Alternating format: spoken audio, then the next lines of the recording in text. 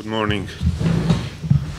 On behalf of the Institute for Philosophy and Social Theory and the Center for Ethics, Law and Applied Philosophy, I would like to welcome all, but particularly those with us for the first time, to the 13th International Law and Ethics Conference.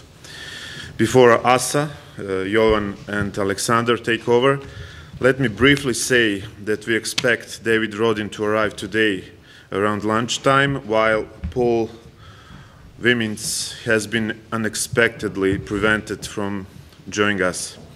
Unfortunately, Michael Walzer and Gabriela Blum were also unable to be here.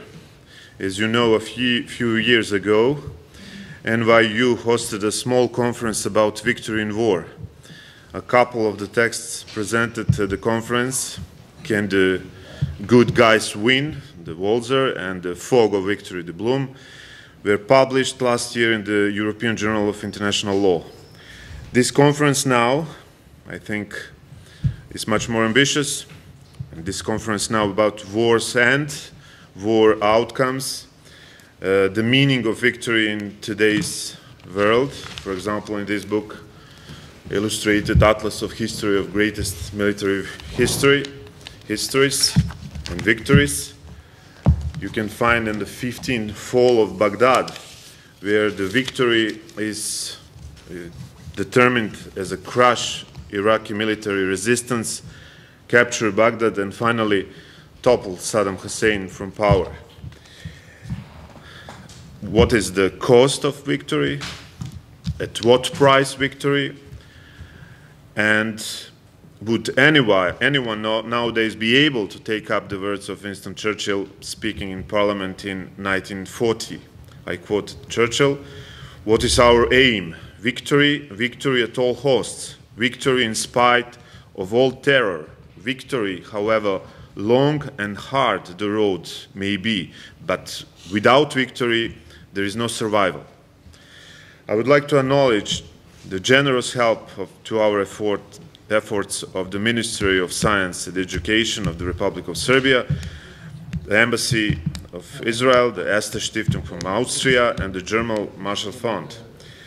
Your lectures will be recorded and placed on our website, although we will not record the discussion and discussions. Should anyone wish not to be recorded, please let me know.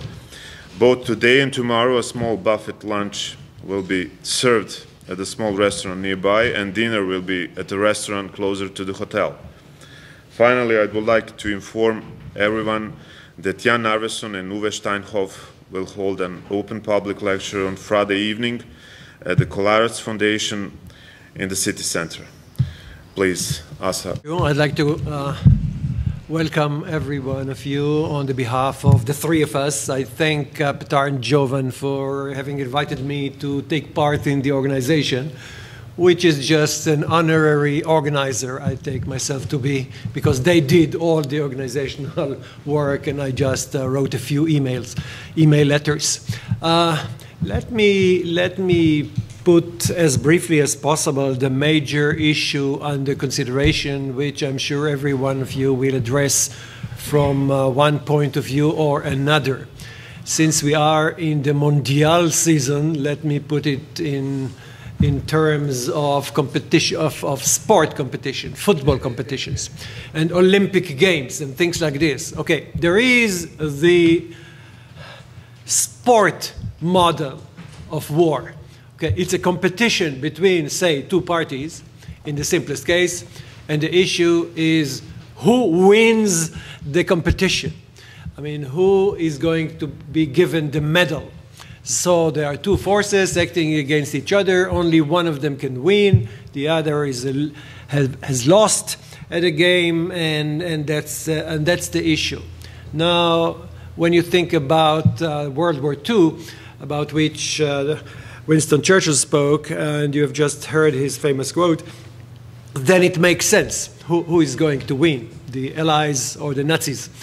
But when you move to new types of war, like war, the so-called war on terror, irregular wars, and other kinds of modern war, then that grand model, Olympic model, doesn't seem to fit too well.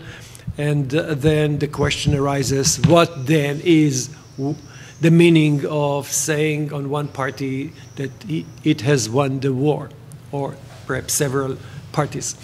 I have to resist the temptation to go into more detail because that's my paper. Thank you, Asa. Yeah, but you may not be aware enough, but you are not just an honorary member of organizing committee. You should know how it's comfortable to have someone with whom you can check what you consider, what you plan, what you think to do. And in that sense, your contribution was extremely valuable. Thank you. So it's very important. Accidentally, I agree with you in this description of what the victory is. It's used to be the decision-making rule, like in a game. And the point there is that it's the game of a special kind. It's not just a game as per se, without any further important implications and causes, but based on a problem that cannot be solved by other means, meaning by using reasons to solve that conflict.